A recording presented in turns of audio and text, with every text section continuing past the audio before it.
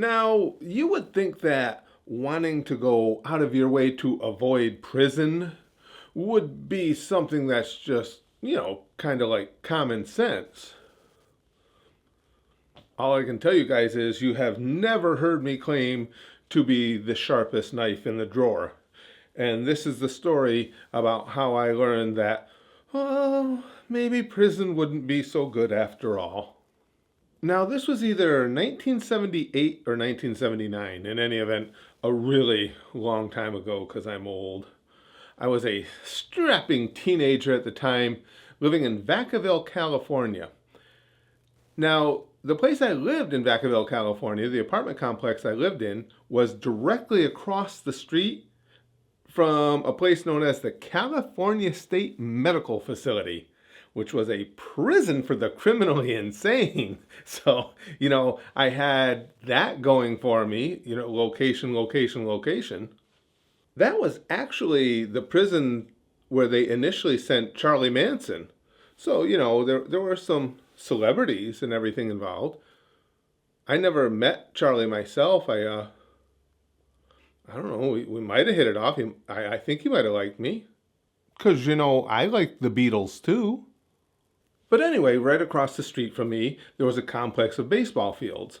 These fields were maintained by prisoners from the California State Medical Facility. They called them trustees. They would come out during the day and work on the fields. Now, I was a baseball fanatic, so I was there over at those fields all the time.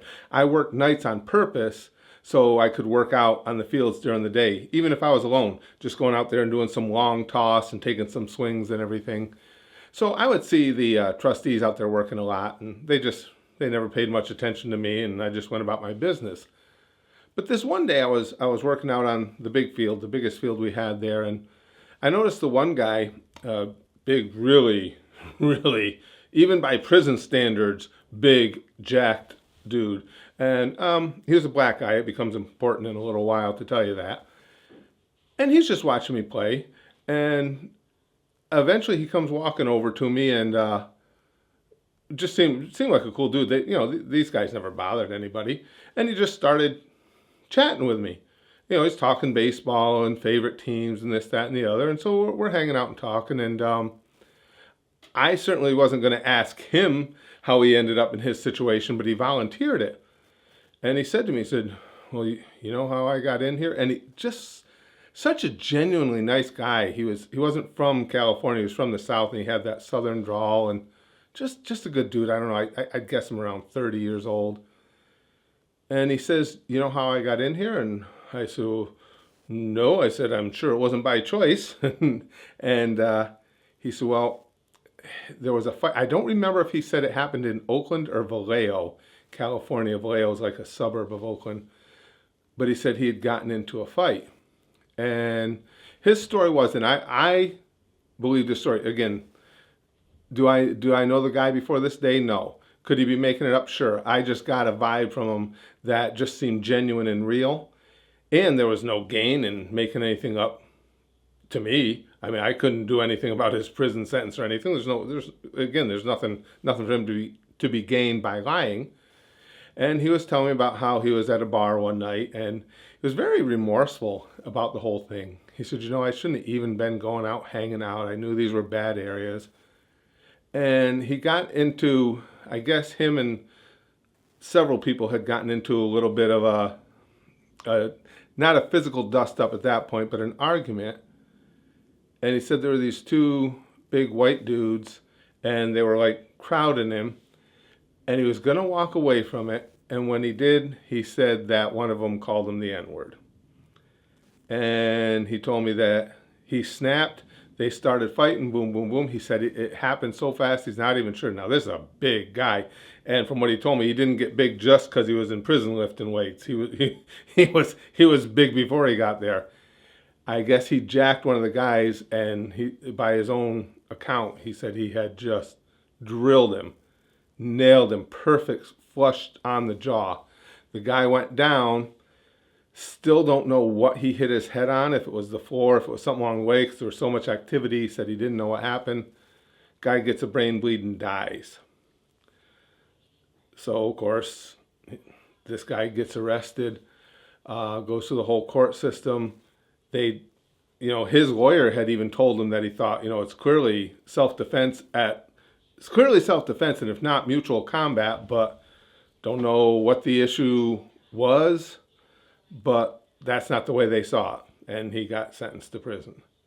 And I really felt for the guy, while we were having the conversation, because again, he just seemed so genuine and he was just so sad because of what had become of his life. And that's what really hit me. He wasn't angry as I would have been. If everything transpired like he said and I got sent to prison, I'd have been livid. And I'm sure he was at one point, but he was just sad.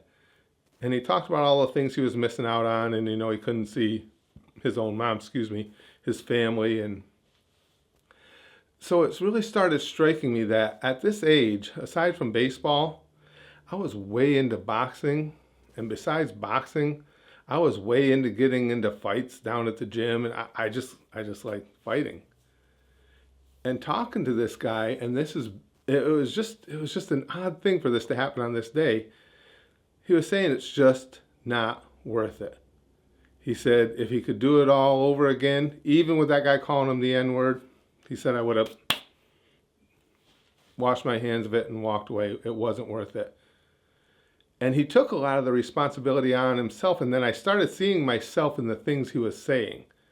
Because he said, I know that bar was a rough place, and I liked roughhousing. I liked to get in a tussle here or there. And it just wasn't worth it. He said, I don't know why I liked fighting. He said, once I get out of here, my days of fighting are over, because I've given up a lot of my life simply because I had to go to the bar that night and I wanted to tussle with somebody. And that hit like really hard.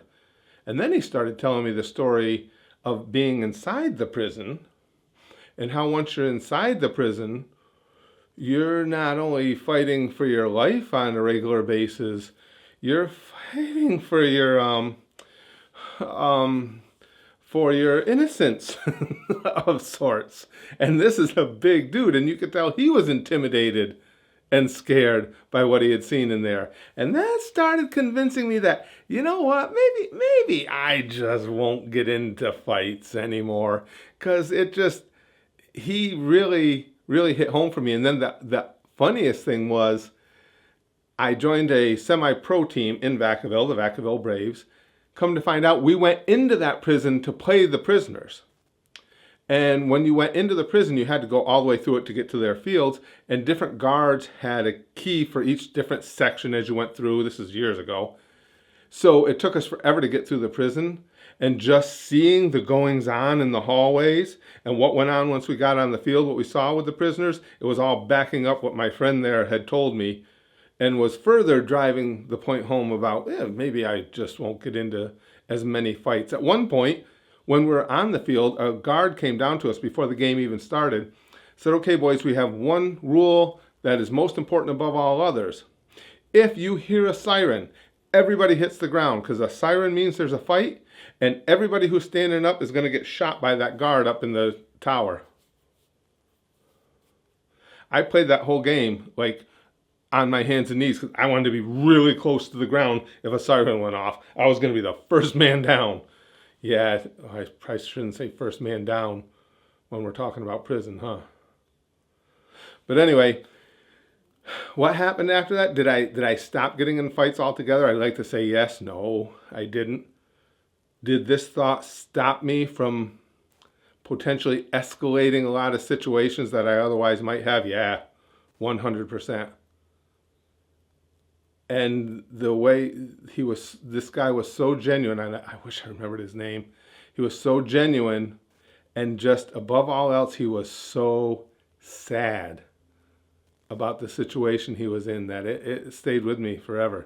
And who knows? I mean, maybe having that interaction with him is what stopped me from getting into one of those altercations that could have landed me in the same place.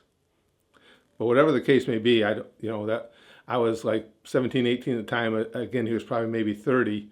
So if he's still with us, he's probably into his 70s, and I hope once he got out, I hope life has been really good to him and he's been able to be happy for a while.